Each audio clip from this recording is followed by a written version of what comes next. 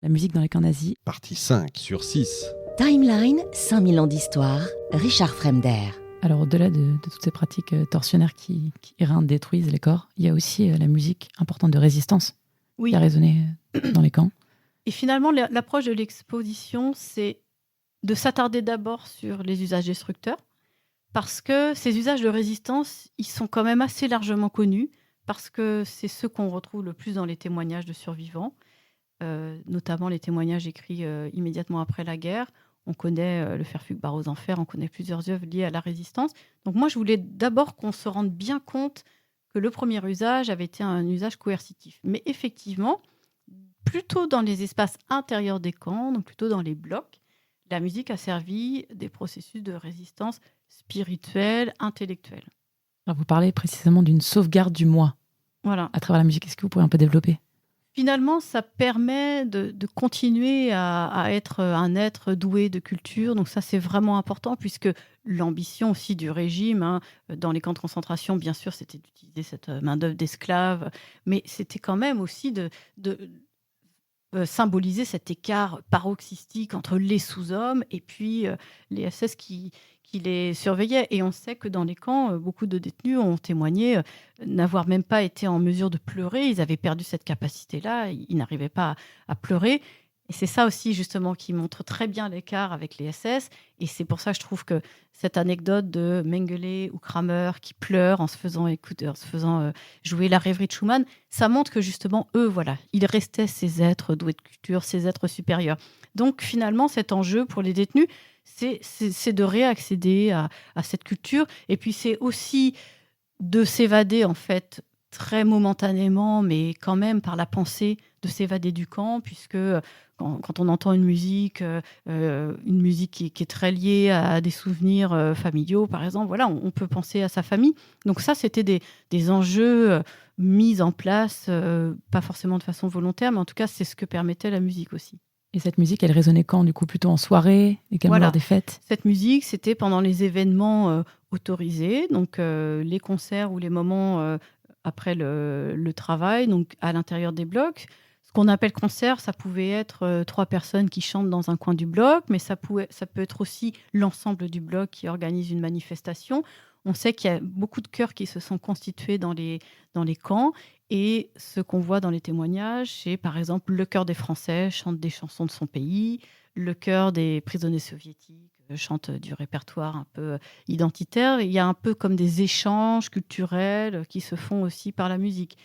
Mais encore une fois, ces événements sont quand même plutôt réservés aux personnes qui ont encore la capacité physique d'y assister.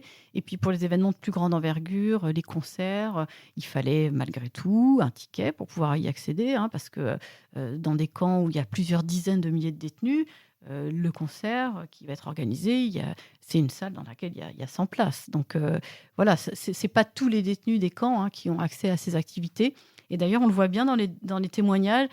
Souvent, les détenus qui n'ont eu accès à aucune activité musicale de ce type critiquent ces activités musicales. Ils disent c'est vraiment indécent, comment on peut oser se divertir dans un tel endroit. Et puis eux, ils mettent avant tout en valeur cet orchestre qu'ils n'aiment pas, parce que c'est l'orchestre qu'ils entendent quand ils doivent marcher au pas, au retour du camp, et que ça les épuise.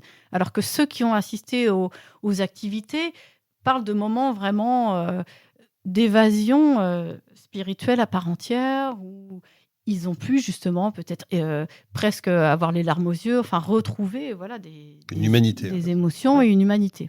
Les deux peuvent se comprendre en fait. Voilà. Ouais. Et donc qui étaient ces détenus privilégiés qui avaient accès à ces concerts ? Les détenus privilégiés, c'est évidemment avant tout les capots. Et puis, c'est les personnes qui, en fait, étaient assignées à des commandos dans lesquels le travail était moins pénible. Par exemple, travailler dans l'administration du camp, ça veut dire en intérieur. Ne pas être un travailleur de force qui, de toute façon, allait s'épuiser à la tâche. Donc, ça peut concerner, en fait, beaucoup de détenus. C'est aussi les détenus qui bénéficient de la solidarité de compatriotes ou de camarades de lutte politique qui leur procurent quelques rations supplémentaires qui font qu'en fait, ils sont en état de survie, mais ils ne sont pas en état de déchéance physique aussi avancée que d'autres. Alors, une des autres grandes richesses de l'exposition, c'est toutes ces archives de cahiers clandestins qu'on voit donc dans cette partie de musique de résistance, puisqu'on voit qu'il y a plein de chansons engagées ou détournées des marches militaires qui ont été complètement changées, les paroles réappropriées, avec toutes ces esquisses et dessins, des fois à l'aquarelle, qui les accompagnent. Est-ce que vous pouvez nous en parler un petit peu ? Oui, ça c'est... Alors, il y a eu vraiment 2 camps dans lesquels on a retrouvé des carnets magnifiques. Le camp de Buchenwald, donc, où plusieurs carnets clandestins ont été cachés. À Buchenwald, il y avait quelques peintres professionnels qui étaient mis en fait au service des SS. On a retrouvé beaucoup d'aquarelles, de portraits de SS, mais aussi des natures mortes. En fait, ils produisaient des œuvres pour les SS, donc ils avaient accès à de l'aquarelle. Et c'est comme ça qu'on trouve des très très belles aquarelles dans ces carnets, donc qui ont été vraiment faites dans le camp et tenues secrètes parce que ces traces-là n'étaient pas autorisées, même si elles comportent aussi des chansons qui étaient chantées le matin et le soir, mais ça, ce sont vraiment des carnets clandestins. Puis, à Sachsenhausen, on a retrouvé aussi beaucoup de carnets parce que, notamment, il y a eu des périodes de quarantaine. Donc, la période de quarantaine, c'était quand on arrivait dans un camp et avant d'être affecté à un commando de travail, les nouveaux venus étaient isolés des autres pour éviter la propagation d'épidémies. Et c'est le rare moment, en fait, où ils n'avaient pas de travail et donc ils attendaient d'être affectés.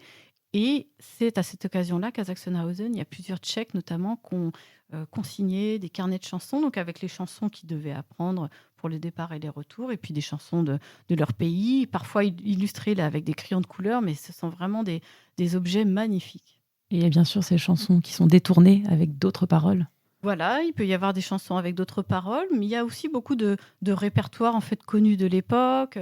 On retrouve notamment des berceuses, et puis il y a certains carnets dans lesquels il y a aussi d'autres inscriptions. Il y a ce carnet clandestin qu'on expose. Finalement, au bout d'un moment, une page sur 2, on voit qu'il y a des notes sur ce qui se passe dans le camp qui ont été prises en sténo allemande. Donc, il y a aussi, c'est une façon aussi de raconter ce qui se passe dans le camp. Et puis, il y a certains programmes de concerts qui sont recopiés comme pour garder un peu une trace des événements culturels qui ont eu lieu. On dit que la musique adoucit les mœurs.